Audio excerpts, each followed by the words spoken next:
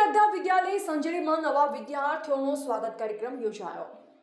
સંજેલી તાલુકામાં આવેલ યુગ શક્તિ ગાયત્રી એજ્યુકેશન ટ્રસ્ટ સંચાલિત શ્રી શ્રદ્ધા વિદ્યાલય કાર્ય છે, જેમાં જુનિયર કેજી, સિનિયર કેજી, બાલવાટિકામાં પ્રવેશ મેળવનાર નવા વિદ્યાર્થીઓના સ્વાગત કાર્યક્રમનું આયોજન કરવામાં આવ્યું છે।